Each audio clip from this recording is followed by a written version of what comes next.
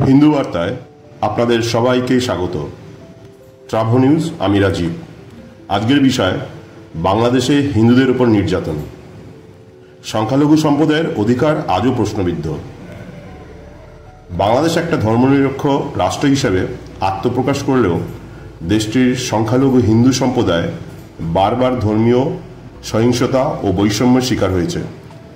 জাতীয় ও আন্তর্জাতিক মানবাধিকার সংস্থাগুলোর প্রতিবেদক অনুযায়ী সাম্প্রতিক বছরগুলোতে হিন্দুদের উপর হামলা, জমি দখল, মন্দির ভাঙচুর ও ধর্মান্তরের চাপ মারাত্মকভাবে বেড়েছে। বিশেষজ্ঞদের মতে রাজনৈতিক অস্থিরতা ও ধর্মীয় মৌলবাদ বৃদ্ধির কারণে এই সংখ্যালঘু গোষ্ঠী ক্রমাগত নিরাপত্তাহীনতায় ভুগছে।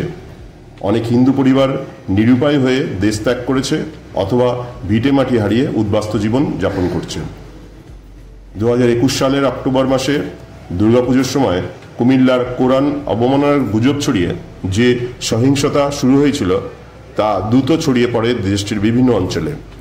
হিন্দুদের ঘরবাড়ি, দোকানপাট এবং মন্দিরে হামলানো চালানো হয়। রাষ্ট্রের পক্ষ থেকে তাৎক্ষণিক প্রতিক্রিয়া থাকলেও ভুক্তভোগীরা এখনও উপযুক্ত বিচার ও ক্ষতিপূরণ পাননি বলে অভিযোগ রয়েছে।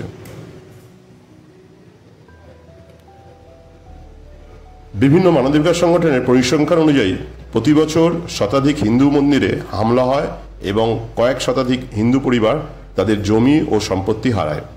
এই অবস্থায় সংখ্যালঘুদের নিরাপত্তা নিশ্চিত করা এবং সাম্প্রদায়িক সম্প্রীতি বজায় রাখা সরকারের জন্য একটি বড় চ্যালেঞ্জ হয়ে দাঁড়িয়েছে।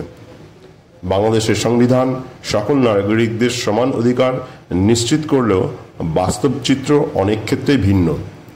হিন্দু সম্প্রদায়ের নিরাপত্তা ও মৌলিক অধিকার রক্ষার কেবল সরকারি পদক্ষেপ নয়, প্রয়োজন সামগ্রিক সামাজিক সচেতনতা ও আন্তঃধর্মীয় সম্প্রীতির চর্চা।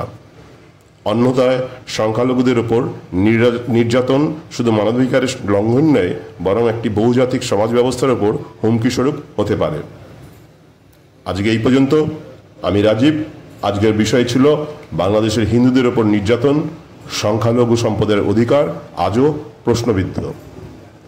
এই প্রতিবেদনটা দেখার পর আপনাদের যদি কোনো মন্তব্য থাকে বা কোনো কমেন্ট থাকে তাহলে আপনারা দিতে পারেন, এবং হিন্দু নির্যাতনের যদি কোনো খবর থাকে বা এই বিষয়ে আপনারা যদি কিছু বলতে চান তাহলে আমাদের জানান। আমাদের হোয়াটসঅ্যাপ নাম্বারে আমরা অবশ্যই সেটি প্রকাশ করব।